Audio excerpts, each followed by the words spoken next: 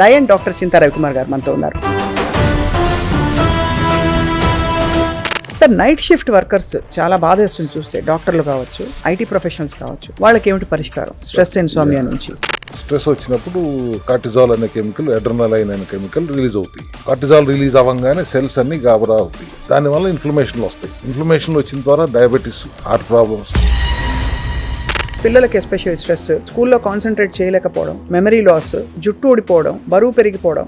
Cell phone లేకుండా పనిచేయట్లేదు. Real time ఎంత పెరిగిపోతుంది, చదువుతుంది ఎంత, ప్రిపేర్ అవుతుంది ఎంత, మీరు టీవీ చూస్తుంది ఎంత, ఇన్ని పెరిగిపోయి స్ట్రెస్ ని తగ్గించుకోవడానికి ఒక healthy half glass of wine, 30 ml of alcohol is healthy అని చెప్పారు. డాక్టర్లే చెప్పిన సందర్భం ఉంది. తాగేవాడు 30 ml తాగడు, ఆడు 300 ml లేకుండా పడుకోడు. అంటే అది హార్ట్ కోసం 30 ml of any kind of alcohol is very good. Gut health ని ఎట్లా కరెక్ట్ చేస్తాం సార్ మీ సెల్ హెల్త్ క్లినిక్ లో? So first immediately you will tell them go and get on to the bed, colon hydrotherapy bed మీద కూర్చోండి. Then will get that therapy done. చేయగానే ఎంత చెత్త బయటకు వస్తుందో. Anti stress, cell health, reboot your body. ఈ anti stress ది రోజు ఎప్పుడు వేసుకోవాలి సార్? ఇది బకోపా అండ్ అశ్వగంధ రెండు కాంబినేషన్ లో బ్రెయిన్ రిలాక్స్ అవుతుంది కాబట్టి రాత్రి పూట పడుకునే ముందు ఒక 2 క్యాప్సూల్స్ వేసుకోండి. సార్, మెలటోనిన్ గురించి మనం చాలా విన్నాం. మెలటోనిన్ ఇన్ఫాక్ట్ మన బాడీలోనే ప్రొడ్యూస్ అవుతుంది కదా సార్? ఎస్, శరీరంలో మెలటోనిన్ లోపించినప్పుడే మీకు ఈ స్ట్రెస్ వస్తుంది. సో అటువంటిప్పుడు బయట నుంచి నేను మెలటోనిన్ స్ప్రే రూపంలో తీసుకొచ్చి న్యాచురల్ హెర్బల్ ఎక్స్ట్రాక్ట్ ద్వారా 4 స్ప్రేస్ నోట్లో వేసుకుని పడుకోండి. పావు గంటలో నిద్రపోతారు. It will become active. Natural గా బ్రెయిన్ ని శాంతపరచాలంటే మా విధానంలో బకోపా అనే ఒక హెర్బ్ నుంచి అశ్వగంధాన్ని జోడించి సప్లిమెంట్ గా తీసిస్తే బ్రెయిన్ రిలాక్స్ అవుతుంది ఫస్ట్.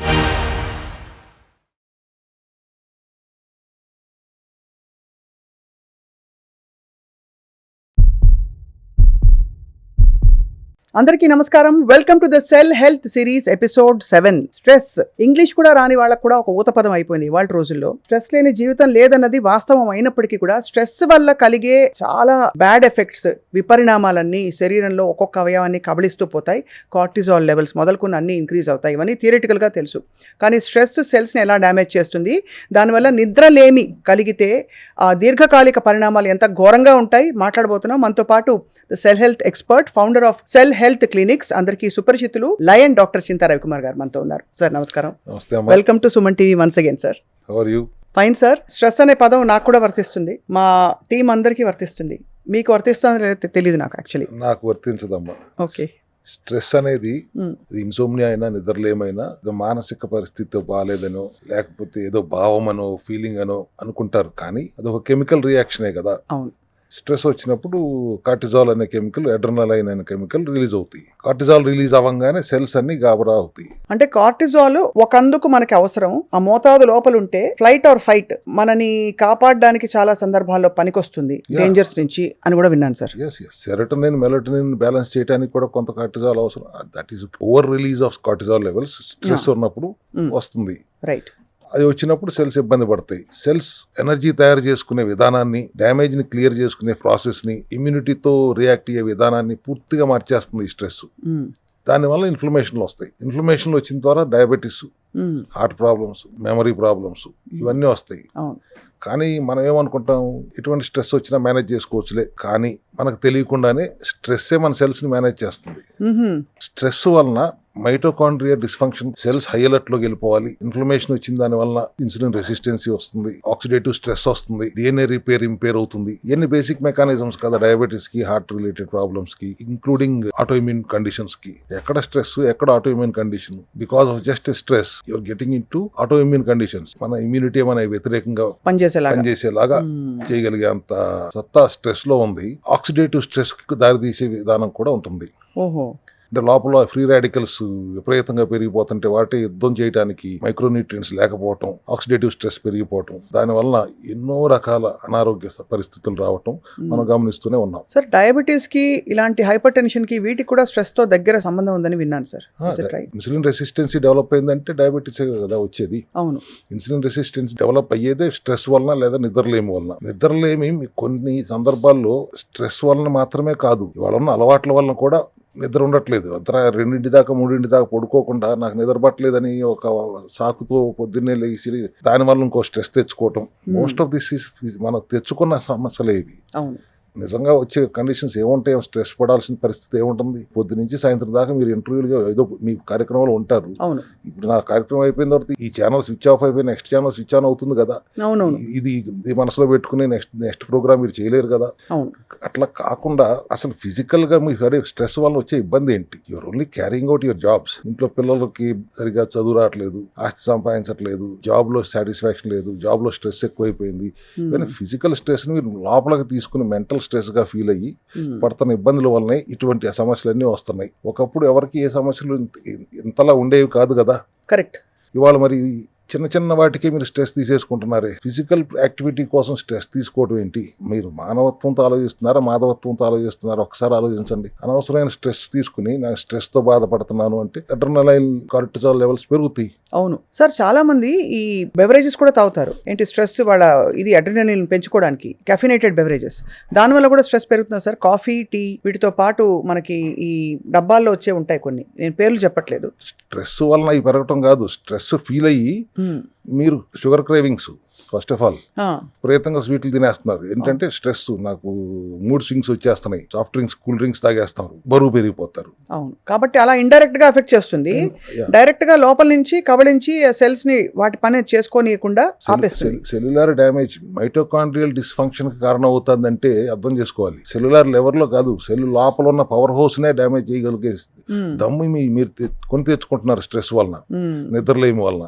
సో నిద్రలేమి and stress are inter related and they are affecting your total cellular level లో ఉన్న మైటోకాండ్రియాని ఎఫెక్ట్ చేస్తున్నాయి. How to combat of this? మా సెల్ హెల్త్ క్లినిక్ లో how we address this problem? Clean fuel ఇవ్వాలి nutrition ద్వారా. Right. Serotonin, melatonin ని balance చేయడానికి కావాల్సిన హెల్దీ ఫ్యాట్ ఇవ్వాలి. ఇన్ఫ్లమేషన్ తగ్గించడానికి కావాల్సిన హెల్దీ ఫ్యాట్ ఇవ్వాలి, ఒమేగా 3 కానీ, మీడియం చైన్ ట్రైగ్లిజరైడ్స్ కానీ. ఆక్సిడేటివ్ స్ట్రెస్ తగ్గించడానికి కావాల్సిన మైక్రోన్యూట్రియంట్స్ ఇవ్వాలి, మెగ్నీషియం కానీ, జింక్ కానీ, సెలీనియం కానీ, విటమిన్ డి, విటమిన్ సి. ఇవన్నీ లైఫ్ స్టైల్లో చేంజెస్ చేసుకోవాలి.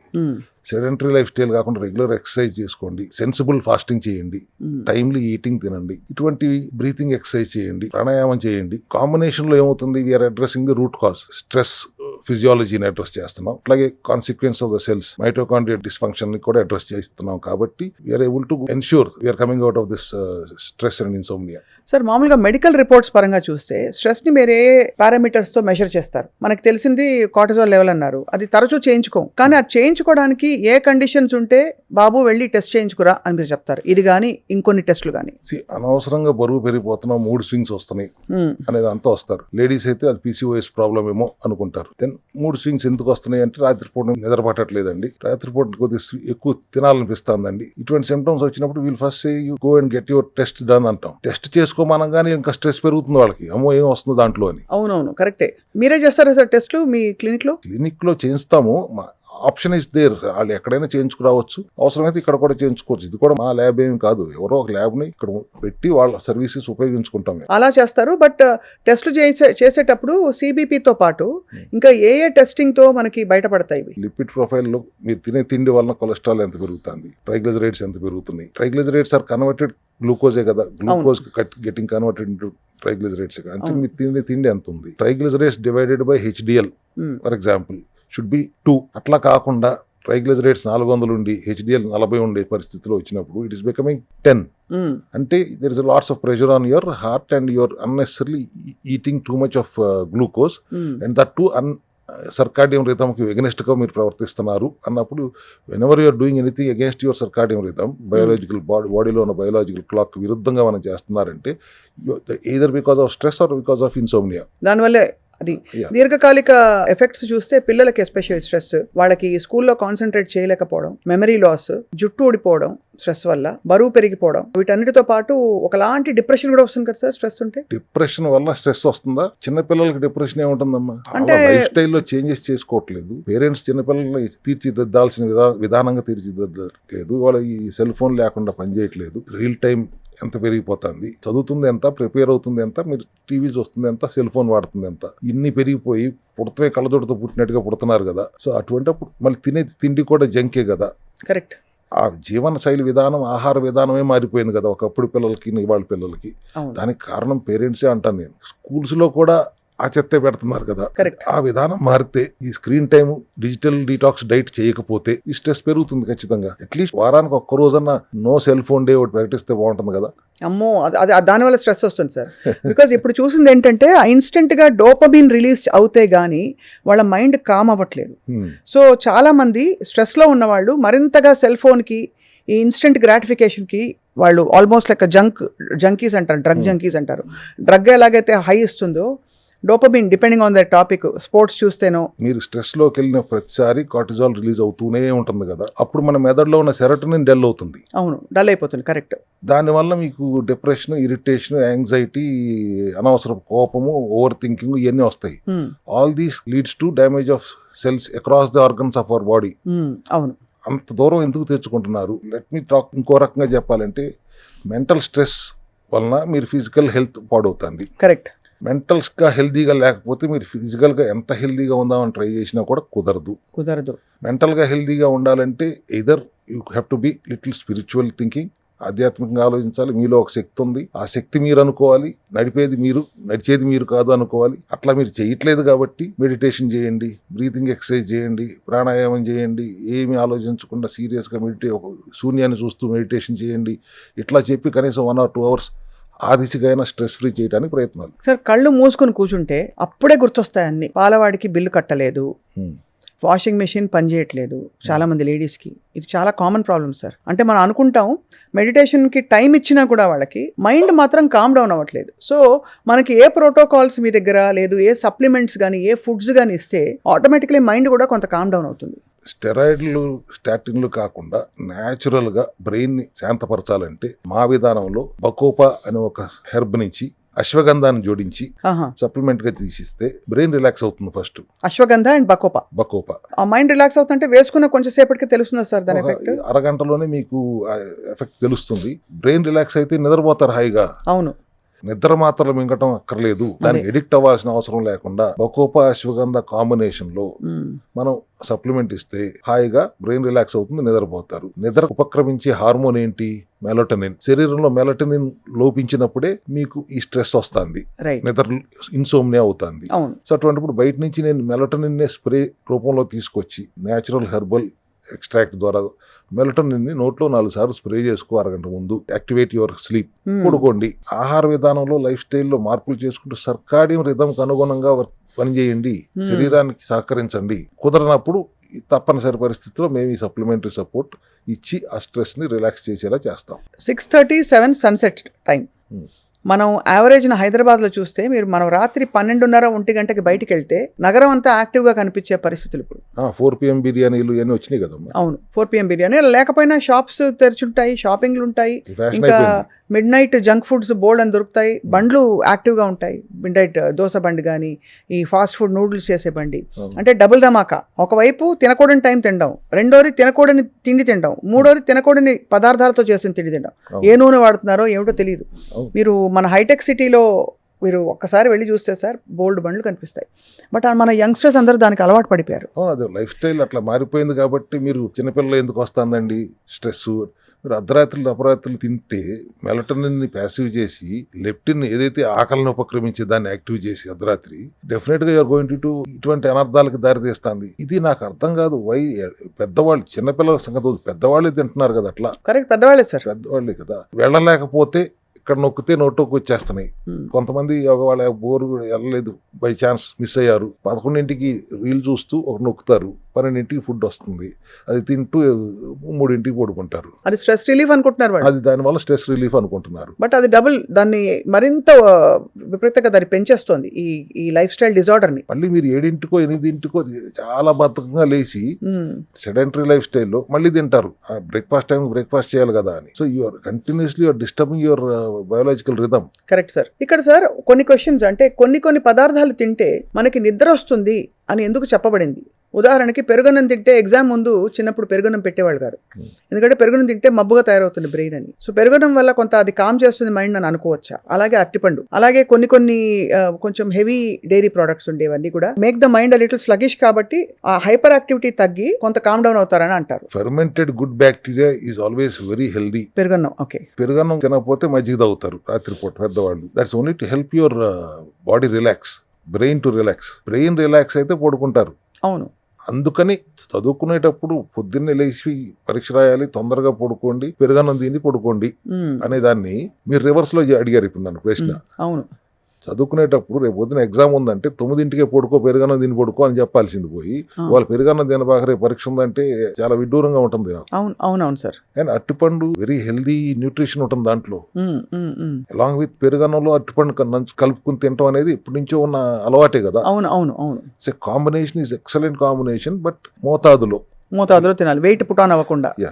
సో కానీ చాలా అది ఇట్స్ వెరీ కామింగ్ ఫుడ్ కదా sir. Yes, definitely. Fermented good bacteria is always good. కొద్దిగా పెరుగు తినండి అని మా విధానంలో కూడా నో మిల్క్ నో డైరీ అని చెప్తూ కూడా పెరుగు కొద్దిగా తినొచ్చు అని చెప్తాం. Because fermented good bacteria is good for health, good for heart also. ఇప్పుడు గట్ బ్రెయిన్ యాక్సెస్ గురించి ఇంత మాట్లాడుతున్నాం కాబట్టి ఈ స్ట్రెస్కి, ఇన్సామ్నియా అంటే నిద్రలేమికి, ఈ ఒత్తిడికి కారణాలలో మన రాంగ్ టైంలో తినడంతో పాటు రాంగ్ ఆహారం తినడం కూడా కొంత హెల్ప్ చేస్తుందని చెప్పొచ్చు. అంటే టు బిల్డ్ దట్ స్ట్రెస్ మరింత పుష్ చేస్తుంది. ఈ గట్ హెల్త్ ని ఎట్లా కరెక్ట్ చేస్తాం సార్ మీ సెల్ హెల్త్ క్లినిక్ లో? మీరు గడ్డి తిని వచ్చి నాకు బాగాలేదు ఒంట్లో అన్నప్పుడు ఫస్ట్ మీరు ఏం తింటున్నారు అర్థం చేసుకోవడానికి ప్రయత్నిస్తాం. ఓకే. ఖచ్చితంగా 70% వాళ్ళు నిజం చెప్తారు, 30% నిజం చెప్పరు. So first immediately you will tell them go and get on to the bed, colon hydrotherapy bed మీద కూర్చోండి, పడుకోండి. Then will get that therapy done. చేయగానే ఎంత చెత్త బయటకు వస్తుందో అక్కడ మానిటర్ లో కనపడిపోతుంది. దెన్ వీ విల్ కమ్, చాలా రిలాక్స్ అయిపోతారు. బికాస్ 1 కిలో చెత్త బయటకు వెళ్ళిపోతుంది కాబట్టి లైట్ అయిపోతుంది సార్ బాడీ. kg వెయిట్ తగ్గుతారు ఖచ్చితంగా. దెన్ ఐ విల్ టెల్, ఆ team of doctors will tell them, నువ్వు నీ ఆహార విధానంలో ఎంత చండాలంగా ఉందో ఇప్పుడు నువ్వు చూసావు కదా మానిటర్లో. Because of this your gut is unhealthy, balance తప్పింది, good bacteria bad bacteria balance తప్పింది, లీకీ గట్గా మారింది, డిస్బయోసిస్ జరిగింది, గట్ కి బ్రెయిన్ కి మధ్యలో యాక్సెస్ కూడా బ్లాక్స్ వచ్చేసినాయి అని చెప్పినప్పుడు అప్పుడు వాడికి అర్థం అవుతుంది. గట్ బ్రెయిన్ యాక్సెస్ క్లియర్ గా లేకపోతే అన్ని రకాల అనర్థాలకి తావుతుంది. బ్రెయిన్ ఇన్ఫ్లమేషన్ వచ్చిందంటే, బ్రెయిన్ లో క్లాట్స్ వచ్చినాయి అంటే, అమ్మో అలా కూడా ఉంటున్నా sir.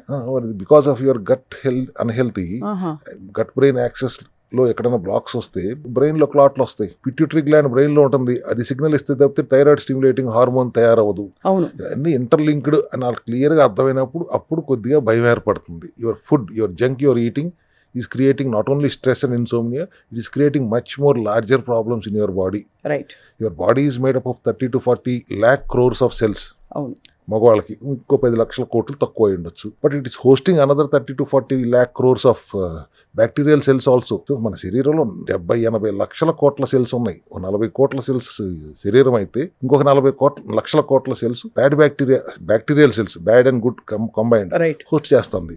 So you have to ensure your lifestyle and ఆహార విధానంలో బయాలజికల్ క్లాక్ని అన్ని చెడగొట్టేసుకుంటూ ఇష్టం వచ్చినట్టు బతికి మా దగ్గరికి వస్తే మళ్ళీ మేము రిపేర్ చేసి పంపిస్తే అంతే sir.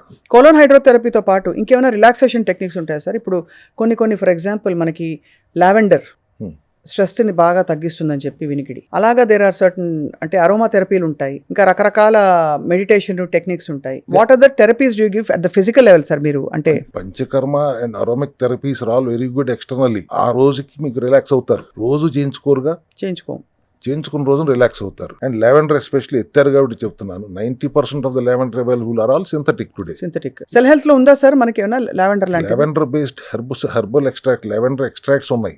Extract it's not chemical. మా దగ్గర ఏదైనా ఫంక్షనల్ మెడిసిన్ లో పనిచేసి హెర్బల్ ఎక్స్ట్రాక్ట్సే ఉంటాయి. అదే ఈ లావెండర్ ని దేనికి వాడతారు సార్ మీరు? లావెండర్ గట్ హెల్దీగా ఉండటం కోసం, క్లియర్ ఇంటెస్టైన్ ప్రాబ్లం కోసం దాని ఎక్స్ట్రాక్ట్ వాడతారు. అట్లే at the same time brain relaxation కూడా లావెండర్ బాగా హెల్ప్ చేస్తుంది. Anti stress, cell health, reboot your body. Of course ఇది ఈ యాంటీ స్ట్రెస్ ది రోజు ఎప్పుడు వేసుకోవాలి సార్? ఇది బకోపా అండ్ అశ్వగంధ రెండు కాంబినేషన్ లో బ్రెయిన్ రిలాక్స్ అవుతుంది కాబట్టి రాత్రి పూట పడుకునే ముందు ఒక 2 క్యాప్సూల్స్ వేసుకోండి. వేసుకుని ఎంతసేపటి పని చేస్తుంది సార్? 6 గంటలు పని చేస్తుందమ్మా. అంటే బయో అవైలబిలిటీ పెంచాం, దట్ ఈస్ లైపోసోమల్ టెక్నాలజీతో వాడాం కాబట్టి right. This is going to function with in 30 minutes once you take. అదే సార్, ఇది డైరెక్ట్ గా బ్రెయిన్ ని కామ్ డౌన్ చేస్తుంది. సో బాగా ఎక్కువ వేగంగా వచ్చే ఆలోచనల్ని కొంచెం తగ్గిస్తుంది. తగ్గించి మేబీ అరగంట 40 నిమిషాల లోపల కామ్ అయిపోతారు కాబట్టి నిద్రపోవడం ఈజీ అంటారు. బకోపా యొక్క లక్షణమే అది, బ్రెయిన్ రిలాక్స్ చేసే లక్షణం బకోపా అనే హర్బ్ లో ఉంది కాబట్టి దాన్ని Right. ఎక్స్ట్రాక్ట్ చేసాం. Ashwagandha of course universally known subject కాబట్టి. సార్ ఇక్కడ ఒక క్వశ్చన్ అడగాలి. ఇప్పుడు నిద్రపోయినప్పుడు కూడా 6, 7, 8 గంటలు నిద్రపోయితే కూడా పొద్దున్న లేచినప్పుడు టైర్డ్ గా ఉంటుంది చాలా మందికి. అంటే డీప్ స్లీప్ వాళ్ళు అందుకోలేకపోతారో అర్థమైపోతుంది. అది ఎందుకు అవుతుంది అసలు? డిస్టర్బ్డ్ స్లీప్, 3-4 గంటలు పడుకున్నప్పుడే మెలకు వచ్చేస్తుంది. అవును. మళ్ళీ ఒక అరగంట అయిందో తన్నుకుంటే మళ్ళీ నిద్రపోతున్నారు, మళ్ళీ ఒక 3 గంటలు పోతున్నారు. స్ట్రెస్ అండ్ ఇన్సోమ్నియాకి లక్షణాలే ఇవి కదా. అవును. మీరు రోజంతా కష్టపడి సాయంత్రం వచ్చి పడుకుంటే నిద్ర పడుతుంది. మీరు రోజంతా కుర్చీలో కూర్చుని స్ట్రెస్ఫుల్ యాక్టివిటీలో ఉంటూ రాత్రికి వచ్చి సెడెంటరీ లైఫ్ స్టైల్లో నిద్రపోదాం అనుకుంటే నిద్ర పట్టదు. అవును. So you should come out of this sedentary life style. Sedentary life style అసలు 45 మినిట్స్ అన్నా మీరు ఎక్సర్సైజ్ చేయాలి, 15-20 మినిట్స్ అన్నా మీరు బ్రీతింగ్ ఎక్సర్సైజ్ ప్రాణాయామమో చేయాలి. 24 గంటలు 1 గంట సమయం మీ శరీరం కోసం మీరు వినియోగించలేకపోతే మిగతా 23 గంటలు మీరు ఏం చేసినా కూడా me it effect on your body. Stressful life lead అవుతుంది. సో ఈ 45 మినిట్స్ ఎక్సర్సైజ్ చేస్తే ఏమవుతుంది సార్? మొత్తం అలసిపోతుంది శరీరం అనా? అలిసిపోవటం కాదు, యాక్టివేట్ అవుతుంది, యాక్టివేట్ అవుతుంది. ఓకే. సెల్స్ యాక్టివేట్ అవుతాయి. ఓహో, అర్థమైంది. పరిగెత్తమని చెప్పట్లా, just even at least walk of 45 minutes also will activate your cells. Regenerate అవుతుంది, రియాక్టివ్ అవుతుంది. నేను నోటీస్ చేశాను సార్, కొంతకాలం పాటు వ్యాయామం కానీ ఏ విధమైన ఫిజికల్ యాక్టివిటీ లేక జస్ట్ సెడెంటరీగా పని చేసుకుంటూ పోతే మొద్దుబారిపోయి ఒకలాంటి నిర్లిప్తతలోకి వెళ్ళిపోతుంది శరీరం. బట్ ఎక్సర్సైజ్ ఎప్పుడైతే మొదలు పెడతామో ఇది మిస్ అయ్యామని అర్థమవుతుంది కొంత just right after starting sir. అది మీరు 3-4 పడుకుంటే లేచి ఎప్పుడు వ్యాయామం చేయాలనే ఆలోచన రాదు కదా. కరెక్ట్. మీరు ఇందాక అన్నట్టు 6:30 సన్సెట్ అయ్యే లోపు తింటేనే డైజెషన్ బాగా అవుతుంది అనేది సైంటిఫిక్ ప్రూవెన్. 6:30-7 కాదు కదా, 3:30-4:30 పడుకుంటున్నప్పుడు your health will definitely lead into stress only. అంతే కదా సార్. ఎన్నిసార్లు చెప్పినా సర్కాడియన్ రిథమ్ ఎగ్నెస్ట్ గా మీరు పనిచేస్తున్నంత కాలం స్ట్రెస్ ఇన్సోమ్నియా తప్పదు మీకు. That's all I can tell. చాలా మంది స్ట్రెస్ ని తగ్గించుకోవడానికి మధ్యలో అది ఒక హెల్దీ ప్రాక్టీస్ గా కూడా కొంతమంది హార్ట్ అసోసియేషన్ వాళ్ళు చెప్పారు. ఒక healthy half glass of wine or 30 ml of alcohol is healthy అని చెప్పారు. ఇట్ ఇన్ఫాక్ట్ డీస్ట్రెసెస్ యూ అని డాక్టర్లే చెప్పిన సందర్భం ఉంది. ఇప్పుడు WHO యూనివర్సల్గా any alcohol is very bad for the body and liver అంటారు. మీరేమంటారు sir? Alcohol of 30 ml per day is definitely good for health.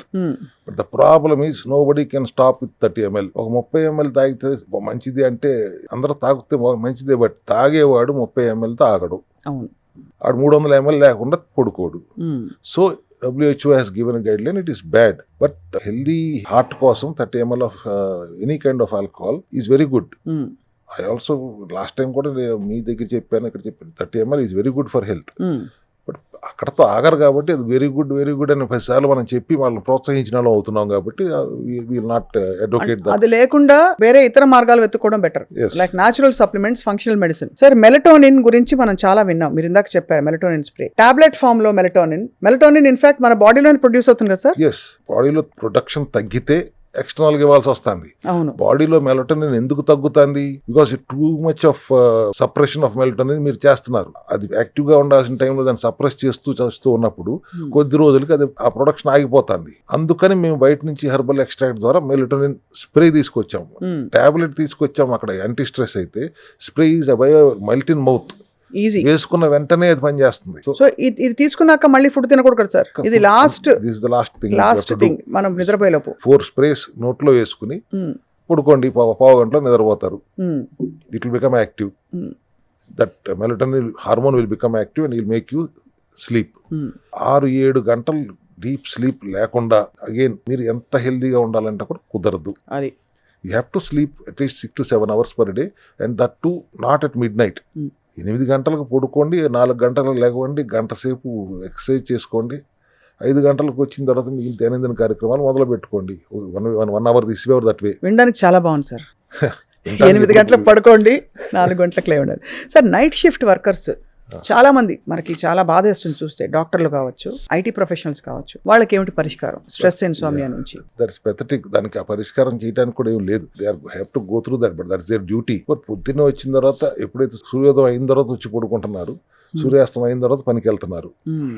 But certain life styles మనం మార్చలేని పరిస్థితిలో ఉన్నప్పుడు you have to adjust the circadian rhythm accordingly. పగలంతా మీరు పడుకుంటున్నారు, but's fine, but లేచిన తర్వాత what are you doing till you are going to the shift. ఆ మధ్య కాలంలో మళ్ళీ you are misbehaving with your body. You don't misbehave with your body. మీ తప్పనిసరి పరిస్థితిలో మీరు నైట్ షిఫ్ట్ లో పనిచేస్తున్నారు. అంతే. పగలు వచ్చిన తర్వాత అయినా you behave properly according to the rhythm is all we can say. అప్పుడు సెట్ చేసుకోవచ్చు కొంతలో కొంత. ఎస్.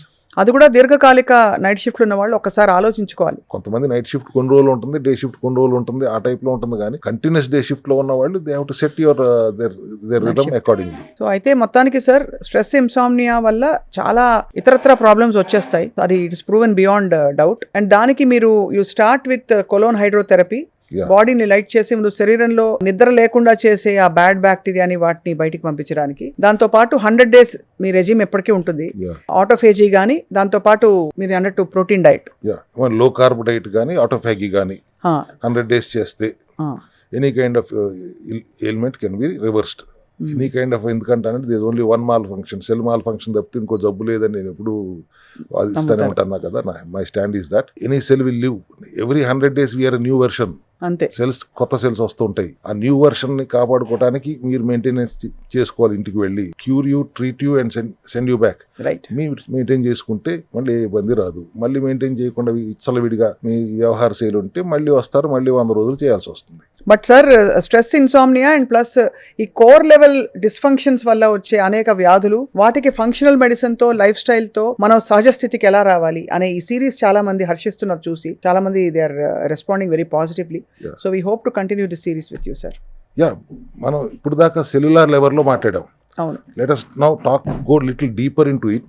మైటోకాండ్రియల్ లెవెల్లో మాట్లాడదాం ఇక నుంచి. అట్లీస్ట్ సెల్ని నడిపే power house of the cell mitochondria. ఇవాళ కొద్దిగా టచ్ చేసాం. మైటోకాండ్రియల్ లెవెల్లో హెల్దీగా ఎట్లా ఉండాలి అనే దాని మీద మనం కొద్దిగా మాట్లాడుకుంటే బాగుంటుంది. అంటే అంటారు కదా, చాలా పెద్దలు చెప్తారు, మూల సూత్రాలు అవే ఉంటాయి. తినాల్సిన పదార్థాలు తినాలి, తినకూడని పదార్థాలు తినకూడదు, వేళకి నిద్రపోవాలి, వ్యాయామం చేయాలి, రెస్ట్ తీసుకోవాలి, హాయిగా పని చేసుకోవాలి, అన్ని భగవద్దత్తం అని చెప్పి నమ్మాలి. కోర్ ప్రిన్సిపల్స్ ఏ రిలీజన్ లో, ఏ ధర్మంలో ఎలా చూసినా కూడా, ఏ కంట్రీలో చూసినా ఇవే ఉంటాయి. 42 రోజులు మండలం దీక్ష, రోజా ఫాస్టింగ్, ఈస్టర్ ఫాస్టింగ్, ఇవన్నీ కూడా మనం చేయాల్సింది చేయట్లేదు కాబట్టి భగవంతుడు దేవుడికి భయపడన్నా చేస్తారని పెట్టుంటారు అనుకుంటున్నాను, సైంటిఫిక్ గా ప్రూవ్ అవ్వకపోయినా. అవును సార్. సో అయితే బట్ అఫ్ కోర్స్ వాటి గురించి మాట్లాడాలి మనం. అంటే దీక్ష, ఉపవాసం చేసే విధానం కూడా ఉంటుంది. సైంటిఫిక్ గా సెల్స్ ని ఎంత మాడకొడితే అంత అవి బ్యాడ్ సెల్స్ చచ్చిపోతాయి, కొత్త సెల్స్ కి ఉత్తేజం వస్తుంది, అలాగే కొత్తగా పుట్టుకొచ్చే సెల్స్ హెల్దీగా పుడతాయి అని మీరు చెప్తూనే ఉన్నారు. లంకణం పరమౌషధం సార్. సార్ వచ్చే ఎపిసోడ్ లో we want to ask you about cancer. ఎందుకంటే క్యాన్సర్ లాంటి టర్మినల్ ఇల్నెసెస్ కి అసలు అర్థం కావట్లేదు. దాని బారిన పడకుండా ముందు నుంచే మనం ఆక్సిడేటివ్ స్ట్రెస్ తగ్గించుకోవచ్చా? బికాజ్ ఇవాళ మనకి 10 మందిలో 2కో 3కో ఏదో విధమైన క్యాన్సర్ ఉంటుంది. సో డెఫినెట్లీ దాని గురించి మాట్లాడదాం సార్ నెక్స్ట్ ఎపిసోడ్ లో. అట్లా తప్పకుండా. డాక్టర్ రవికుమార్ గారు, థ్యాంక్ యూ సో మచ్. నమస్కారం. Thank you.